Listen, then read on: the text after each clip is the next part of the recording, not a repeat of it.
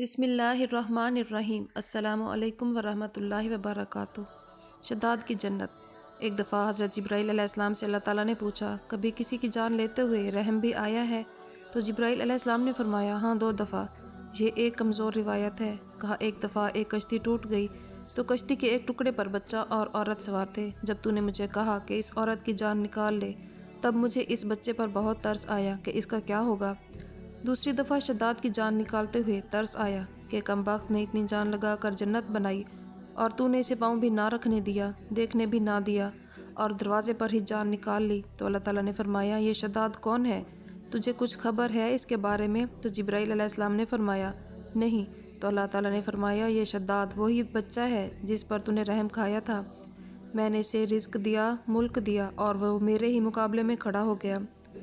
ناظرین، شداد کون تھا؟ اس کی جنت کیسی تھی؟ اس کا اور اس کی جنت کا کیا انجام ہوا؟ اللہ تعالیٰ نے قرآن مجید فرقان حمید میں قوم عاد اور شداد کے بارے میں کیا ارشاد فرمایا ہے، اور وہ کون سے صحابی رسول تھے جو کئی صدیاں گزر جانے کے بعد شداد کی جنت میں داخل ہوئے؟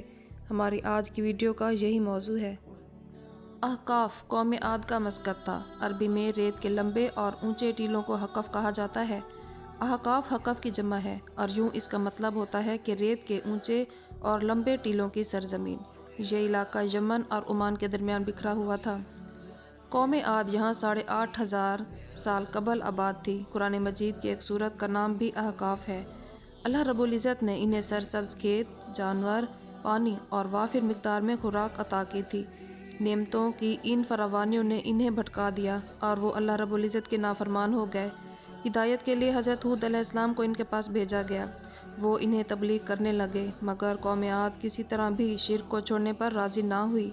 شداد اس قوم کا بادشاہ تھا۔ شداد کی ایک وسیع سلطنت تھی۔ اس کی حکومت یمن سے عراق اور بعض روایات کے مطابق ایران تک پھیلی ہوئی تھی۔ حضرت ہود علیہ السلام نے بھی اسے سمجھانے کی بہت کوشش کی، مگر اللہ کی طرف سے ان کے دلوں پر پردہ تھا۔ شداد نے حضرت ہود علیہ السلام سے پوچھا کہ اگر میں ایمان لے آؤں تو مجھے کیا فائدہ ہوگا؟ تو آپ نے فرمایا کہ جنت تم پر حلال ہو جائے گی۔ شداد نے پوچھا کہ جنت کیا ہے؟ تو حضرت ہود علیہ السلام نے اسے جنت کا نقشہ بتایا۔ شداد نے دعویٰ کر دیا کہ یہ کیا بڑی بات ہے، میں بھی جنت بنا سکتا ہوں۔ حضرت ہود علیہ السلام نے اسے کفر اور شرک سے روکنے کی بہت کوشش کی، مگر وہ نہ مانا۔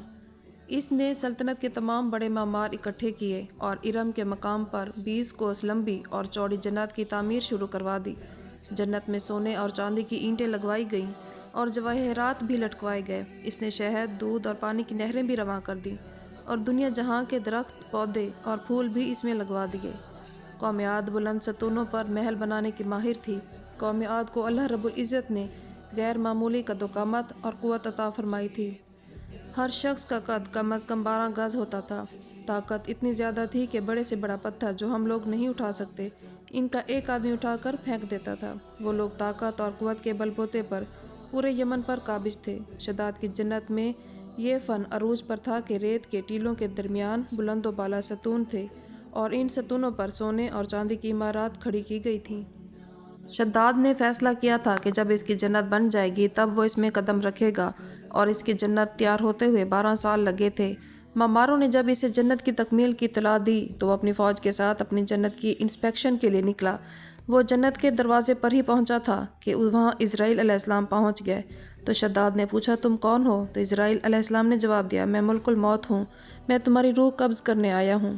وہ گڑ گڑانے لگا کہ ایک دفعہ مجھے اپنی بنائی ہوئی جنت میں جانے دو، مگر اسرائیل علیہ السلام نے فرمایا کہ اللہ کا حکم ہے کہ جنت میں جانے سے پہلے ہی تمہاری روح قبض کر لی جائے۔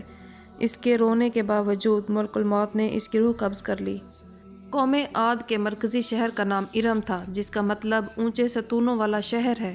قرآن مجید میں اللہ تعالیٰ نے اس کا ذکر یوں فرمایا ہے، ارم ذات العماد التی لم یخلق مثلها فی البلاد۔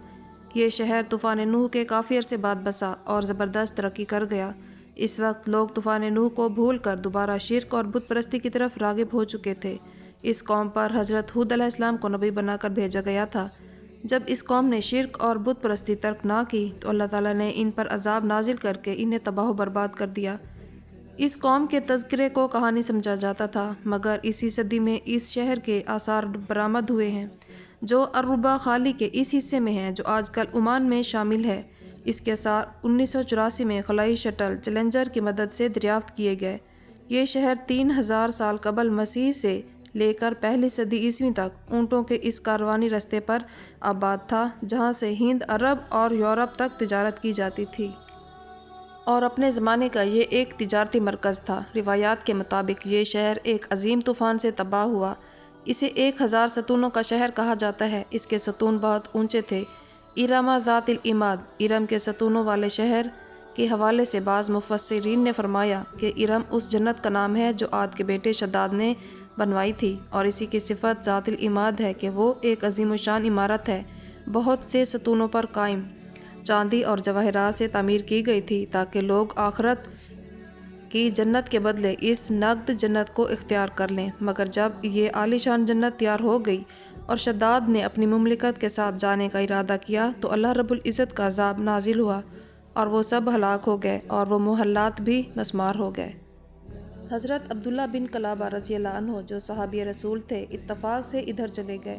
اچانک ایک دن آپ کا اونٹ بھاگ گیا۔ آپ اس کو تلاش کرتے کرتے اس شہر کے پاس پہنچ گئے۔ جب اس کے میناروں اور دیواروں پر نظر پڑی تو آپ بے ہوش ہو گئے۔ جب ہوش آیا تو سوچنے لگے کہ اس شہر کی صورتحال تو ویسی ہی نظر آتی ہے جیسے نبی صلی اللہ علیہ وآلہ وسلم نے ہم سے شداد کی جنت کے بارے میں بیان فرمائی تھی۔ میں خواب تو نہیں دیکھ رہا۔ اسی حالت میں اٹھ کر شہر کے اندر گئے۔